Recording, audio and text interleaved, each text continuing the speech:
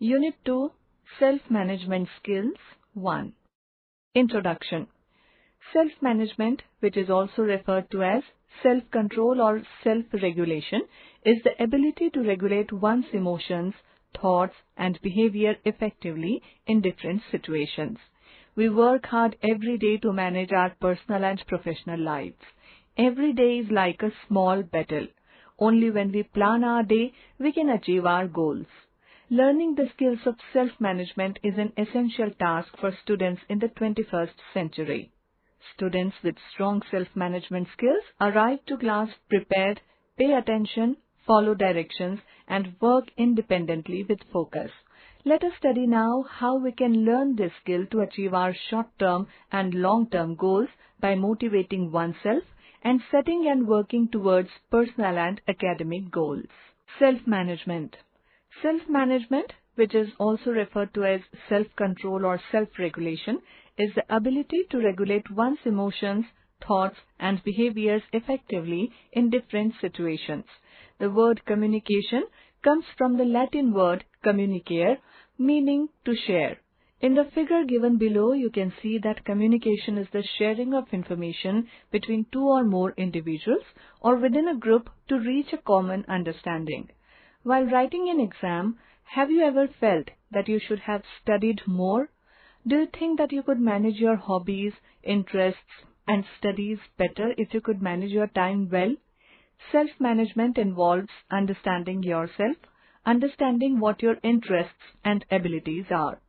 Positive impact of self-management. Self-management helps you to have a good control on your strengths and weaknesses. Nothing can make you sad or unhappy unless you allow your emotions to flow in that direction. It is the process of preparing for the future. We have the following positive impacts on us with strong self-management skills. Let us study a few of them.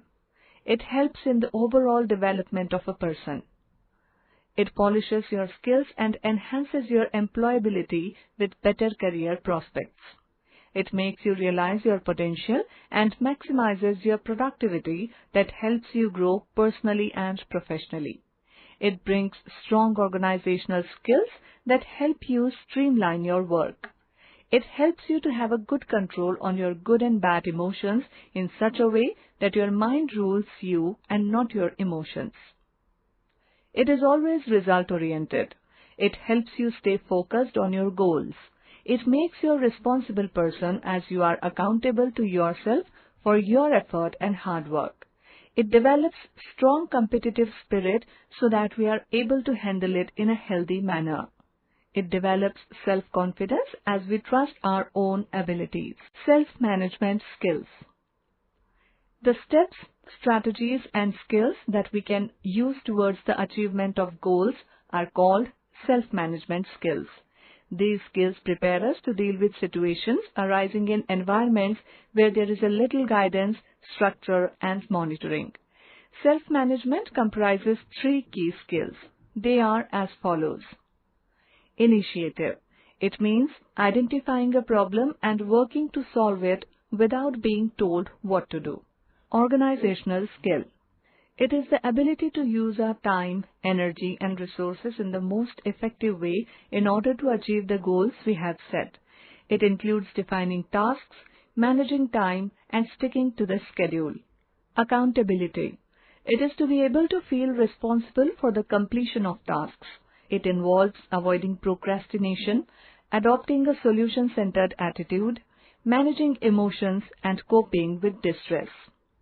Components of self-management skills. Self-management teaches us to be productive no matter what the circumstances are. Components of self-management skills include the following. Self-awareness. It is the awareness of your own personality. It is the ability to notice your feelings, your physical sensations, your reactions, your habits, your behaviors, and your thoughts. It enables you to learn about yourself in a way no one else can ever teach you. For example, as an individual, we are aware of artistic skills. If I am good at fine arts, I will surely volunteer to participate in drawing competition. Self-confidence. It is the trust in your own abilities, qualities, and judgment. Some people are born with it, and some learn to build up after facing the challenges of life. When you learn how to be confident, you can use it in your everyday life to tackle all of your goals. You can do any task that is given to you and not scared of taking risks. For example, it's a sense of self-confidence that takes a person on stage to speak in a public gathering. Self-development. It is all developing our skill base and eagerness to learn, and we should accept new things. Self-motivation. It is the force that drives you to do the things. Everything we do is motivated by some combination of conscious and unconscious needs or desires. Staying motivated is not something that happens naturally all the time. You should be ready to take challenges and open to positive learning. Remember that impossible itself says, I am possible. For example, it's only self-motivation that makes a good sportsperson. Self-commitment. It is the state of being committed to yourself and being loyal to your actions. This is the first step to becoming conscious as you start looking at things in a more objective manner.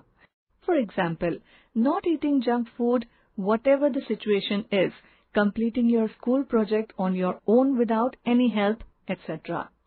Self-control. It is the ability to manage your impulse, emotions, and behavior. Know yourself so you can manage your emotions and impulses.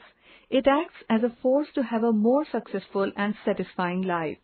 For example, Indian system of fasting is an excellent example of self-control. Fasting restricts a person from eating specific food.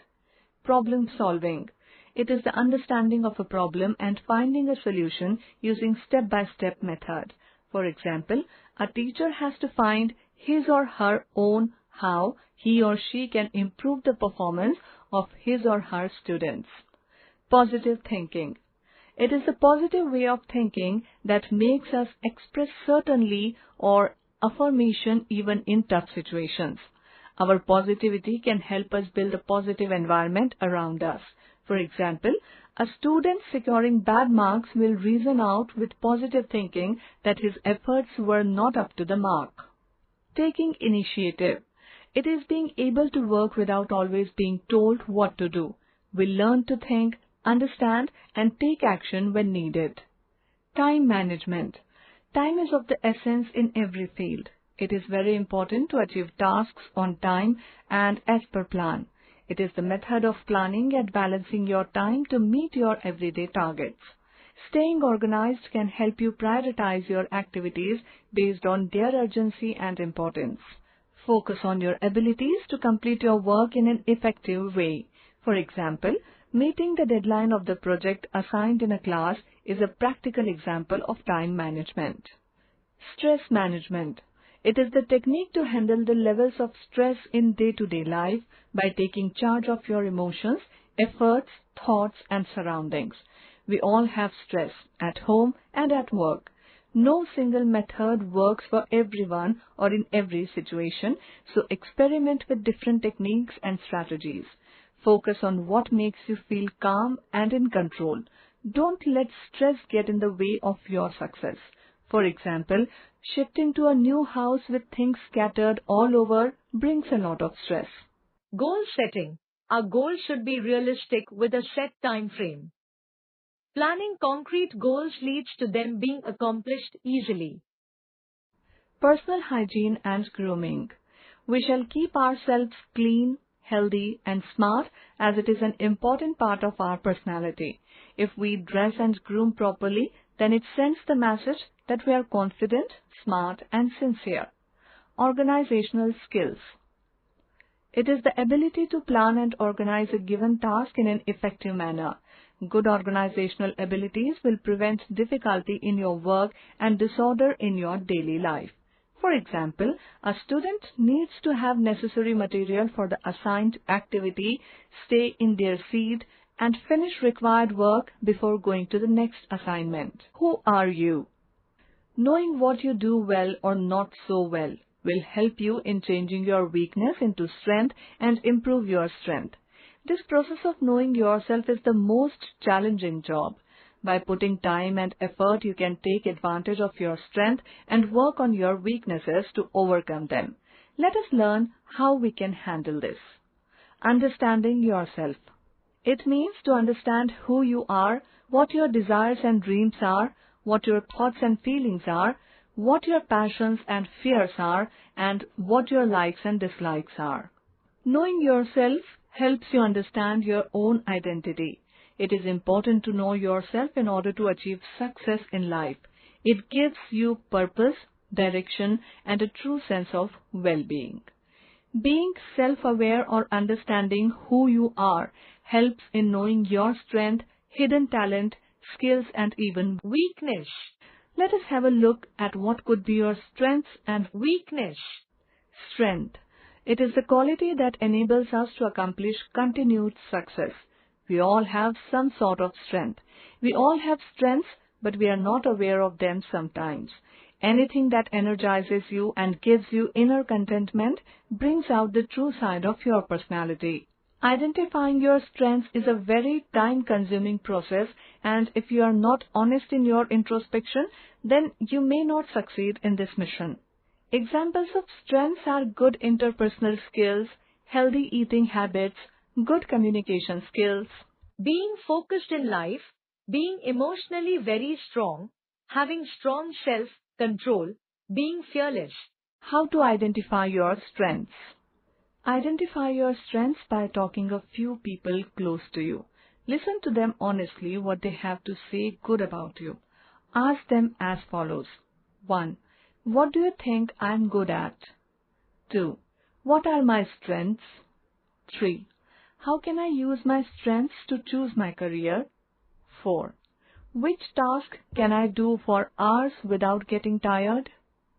List down the good things conveyed to you by these people, sit alone and introspect. If you want to be doubly sure, then you can also take a personality test by going to a professional. Feel your strength with these good points and what others have appreciated in you. Use your strength in choosing the correct path for your overall development. Weakness. It is the quality that prevents us from achieving our full potential. Our weaknesses are the areas which require improvement by way of being regularly monitored and addressed accordingly. If you are able to identify your traits that hold you back, then it becomes easy to find a solution to overcome your weaknesses.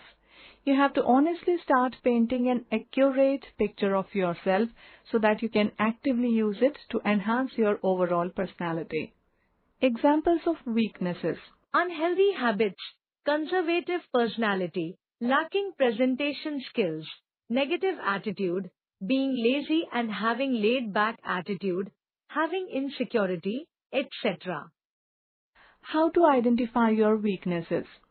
Identify your weaknesses by asking the following questions from yourself. 1.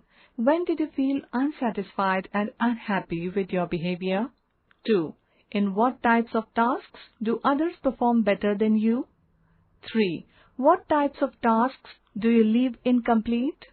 In what types of tasks do you seek help from others? Use your strengths to improve on your weaknesses.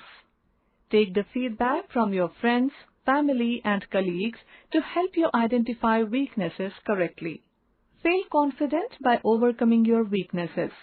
Take the criticism in a positive way. Note: SWOT analysis is an effective tool. SWOT is an acronym for strengths, weaknesses, opportunities, and threats. Strengths and weaknesses are considered to be internal factors over which we have some measures of control. Opportunities and threats are considered to be external factors over which we have essentially no control.